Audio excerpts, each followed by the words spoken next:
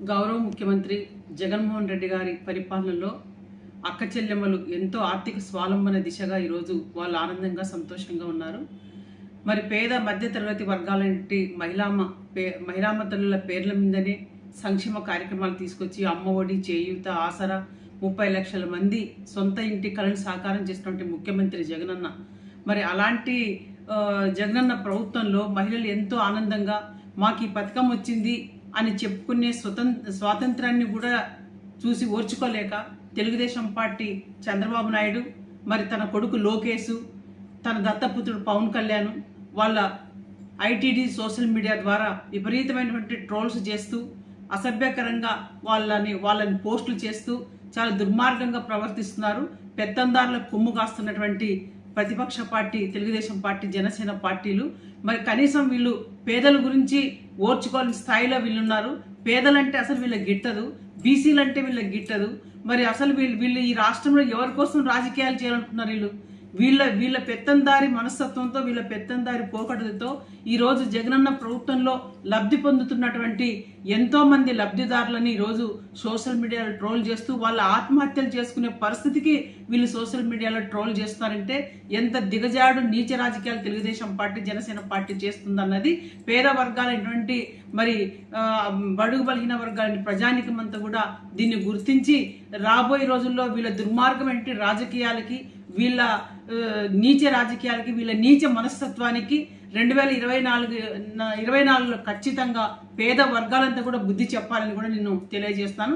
ఎందుకంటే అంజలి అనే ఒక బీసీ అమ్మాయి తనకి ఇల్లు వచ్చిందని చెప్పి ఒక ఆనందంతో తన ఆనందాన్ని వెళ్ళబుచ్చుకోవడం కూడా మరి వీళ్ళు ఓర్చుకోలేక, సహించుకోలేక ఆ అమ్మాయిని నానా రకాలుగా యాగి చేసి సోషల్ మీడియాలోన చాలా దుష్ప్రచారాలు చేసి ఆ అమ్మాయి చావు కారకులైనటువంటి తెలుగుదేశం పార్టీ చంద్రబాబు నాయుడు, పవన్ కళ్యాణ్, నారా లోకేష్ని ఖచ్చితంగా చట్టం శిక్షించాలి. ఇలాంటి వాళ్ళకి రాష్ట్రంలో పుట్టగతులు లేకుండా 2024లో పేద బడుగు బలహీన వర్గాల ప్రజలు, అక్క చెల్లెమ్మలందరూ కూడా అప్రమత్తంగా ఉండి జగనన్న ప్రభుత్వంలో ఎంతో ఆనందంగా, సంతోషంగా ఉన్నటువంటి ప్రజానికమంతా కూడా రాబోయే 2024 ఎన్నికల్లో ఈ పెత్తందారులకు కొమ్ము కాస్తున్నటువంటి ఈ పెత్తందారి పార్టీలు ఏవైతే ఉన్నాయో తెలుగుదేశం, జనసేన పార్టీలకి ఖచ్చితంగా బుద్ధి చెప్పాలని చెప్పి కూడా నేను ఆంధ్ర రాష్ట్ర పేద వర్గాలైనటువంటి ఎస్సీ, ఎస్టీ, బీసీ, మైనార్టీ వాళ్ళందరినీ కూడా నేను కోరుతానని విజ్ఞప్తి చేస్తున్నాను. జగనన్న ప్రభుత్వంలో తనకు సంక్షేమ పథకాలన్నీ వచ్చాయని చెప్పి ఆనందపడిన ఒక అమాయకమైన బీసీ మహిళను ఏ విధంగా అయితే తెలుగుదేశం సోషల్ మీడియాకు సంబంధించిన వాళ్ళు ట్రోల్ చేసి, అలాగే ఆ అమ్మాయి శరీరాన్ని కానీ వాళ్ళ పిల్లలకు సంబంధించినవి కానీ మార్ఫింగ్లు చేసి ఎలా ట్రోల్ చేసి ఆ అమ్మాయి ఆత్మహత్య చేసుకునేలాగా చేసి, అసలు అటువంటి వాళ్ళకి బుద్ధి ఉంది అని నేను అడుగుతున్నా. ఎందుకంటే కనీసం వాళ్ళు ఎంతగా దిగజారిపోయారంటే తెలుగుదేశానికి సంబంధించిన వాళ్ళు ఇంకా వాళ్ళ అసలు దేవుడు కానీ ప్రజలు కానీ క్షమించే పరిస్థితిలో లేరు.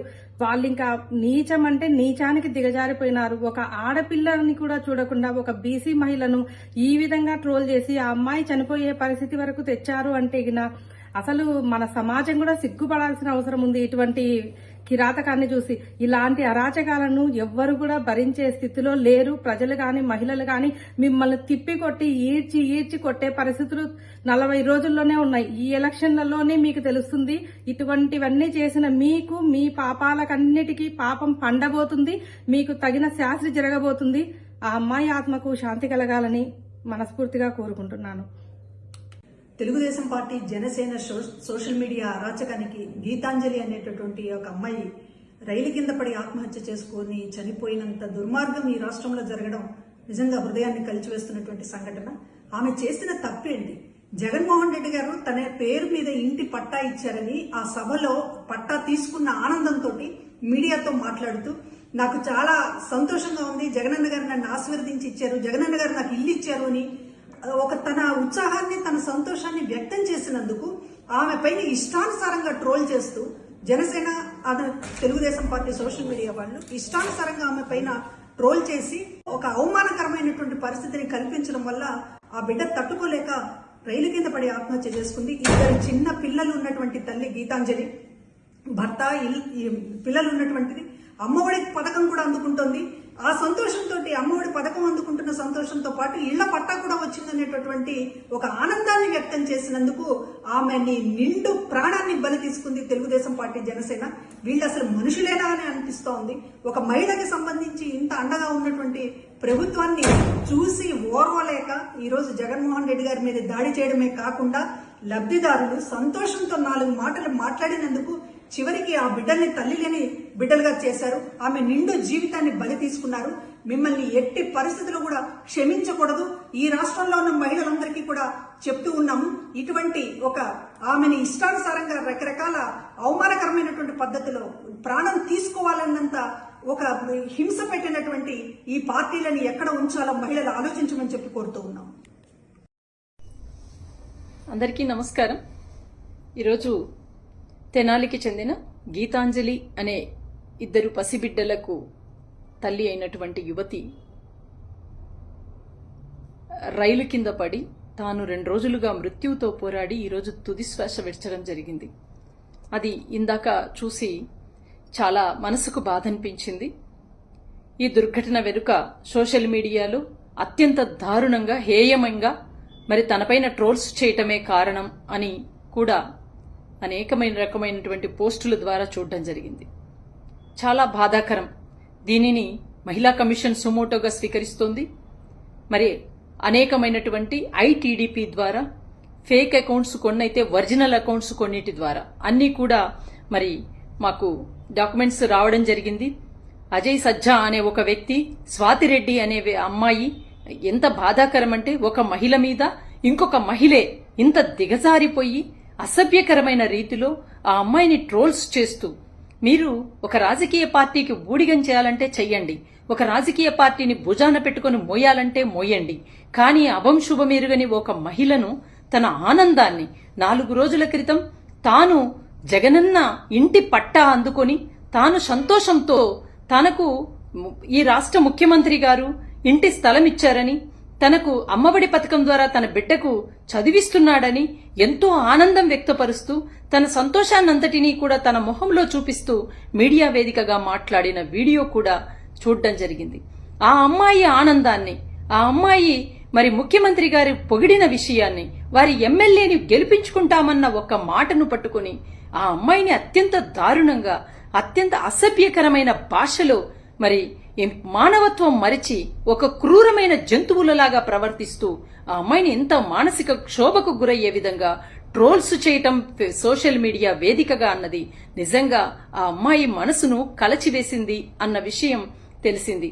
ఆ అమ్మాయి ఈ బాధను, ఈ అవమాన భారాన్ని తట్టుకోలేక మరి రైలు కింద పాడాలని తను నిర్ణయించుకొని రైలుకు ఎదురుగా వెళ్లటం, ఆ ట్రైన్ డ్రైవర్ కూడా అమ్మాయిని తప్పించేందుకు మాక్సిమం ప్రయత్నించి అది కూడా కాక ఆఖరికి అమ్మాయికి రైలు ఢీకొట్టడం, తల ఇంజూర్ అయ్యి ప్రథమ చికిత్స తెనాలిలో జరిగితే గుంటూరుకి తరలించి మెరుగైన వైద్యం అందించినా కూడా మరి అమ్మాయి ఈరోజు కన్నుమూయడం జరిగింది.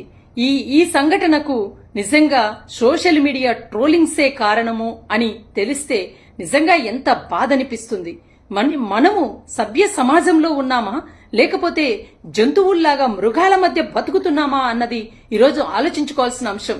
రాజకీయ పార్టీలు నడిపితే సరిపోదు, రాజకీయాలలో విలువలు నేర్పించాలి, మహిళలను గౌరవించే విధానాలు నేర్పించాలి. ఒక మహిళను ఎన్నో ఆశలతో, తను ఎంతో మనసు నిండా సంతోషంతో మాట్లాడిన అమ్మాయిని ఎంత మానసిక క్షోభకు గురి చేశారు. ఆ అమ్మాయి సంతోషం మీద, ఆ అమ్మాయి నిండైన జీవితం మీద నీళ్లు చల్లి ఆ అమ్మాయి ఆశలను ఆవిరి చేశారు. అదేవిధంగా ఈరోజు ఎవరు కూడా ఇంత మరణం పొందాలని ఏ అమ్మాయి కోరుకోదు. తాను తన బిడ్డలు 2 పసిబిడ్డలు, ఆడబిడ్డలున్నారు. ఆడబిడ్డలతో తను ఎంతో జీవితాన్ని పొందాలని కలలు కనింటుంది. అలాంటి అమ్మాయి కలలను చెరిపివేసే విధంగా మీరు ప్రవర్తించిన తీరు ఐటీడీపీ సోషల్ మీడియా ద్వారా, అదేవిధంగా జనసేనకు చెందిన కొంతమంది ఎంత దారుణమైన ట్రోల్స్ కు పాల్పడ్డారో చూస్తే మనసుకు చాలా బాధ అనిపిస్తోంది. నిజంగా ఇంత వ్యవస్థలు నిజంగా ఇంత దారుణంగా తయారయ్యాయి అంటే నిజంగా మీరు రాజకీయాలలో లోకేష్ ఈరోజు ట్వీట్ చూసిన తర్వాత అనిపించింది, ఇలాంటి వాళ్ళు పాలకులా, ఇలాంటి వాళ్ళు మహిళలను రక్షిస్తారా, మహిళలను అంతమొందించే విధంగా మీ చర్యలున్నాయి. ఈ రోజు ఒక నాయకుడై ఉండుకొని ఈ రోజు నువ్వు మహిళలకు భద్రత కల్పించాల్సిన దిశాప్రతులను తగలబెట్టిన లోకేష్ ఇంతకంటే మంచి ట్వీట్ పెడతాడని ఏ మహిళ ఆశించదనుకుంటా. ఎందుకంటే గతంలో దిశ అనే చట్టానికి సంబంధించిన పేపర్స్ ను కాల్చివేసిన చరిత్ర ఈ లోకేష్ బాబుది. ఈ రోజు అంటున్నాడు పట్టా వస్తే మడిచిపెట్టుకోను కానీ మాట్లాడకూడదు, ఇలా చేస్తే ఎవరికైనా ఇదే జరుగుతుంది అంటూ అతను పెట్టిన ట్వీట్ కి సిగ్గుపడు లోకేష్. మీ అమ్మ కూడా ఒక ఆడమనిషి, నీ భార్య ఒక ఆడమనిషే, నీ ఇంట్లో నీకు స్వతహాగా అక్క చెల్లెలు లేరు కాబట్టి ఆ విలువ తెలియట్లేదు. ఆడబిడ్డల జోలికి వస్తే సర్వనాశనమైపోతాయి ఎవరైనా సరే, అది రాజకీయ పార్టీలైనా సరే వ్యక్తులైనా సరే. ఖచ్చితంగా దీని వెనుక ఉన్న ఎవరినైనా సరే శిక్షిస్తాం. ఆ కుటుంబానికి మేలు జరిగేట్టుగా మహిళా కమిషన్ ఆ బిడ్డలకు అండగా ఉంటుంది. ఆ అమ్మాయి మృతికి కారణమైన వాళ్లను కఠినమైన శిక్ష పడే విధంగా మహిళా కమిషన్ మరి ఆ కుటుంబానికి తోడ్పాటునిస్తుందని, అదే విధంగా వారిని కూడా త్వరలో వారి కుటుంబాన్ని కూడా పరామర్శించి మరి ఈ సంఘటన వెనుక ఎవరున్నారో వారికి శిక్ష పడే విధంగా కూడా ప్రయత్నిస్తాం.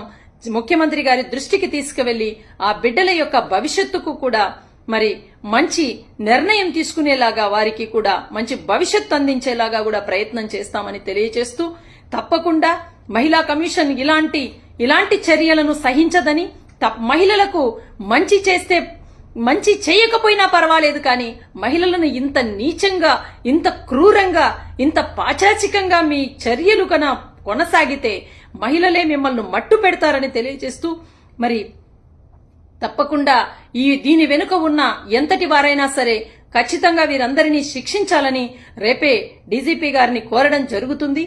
తప్పకుండా మరి వారి మీద చర్యలు తీసుకునేలాగా కూడా మహిళా కమిషన్ పనిచేస్తుంది.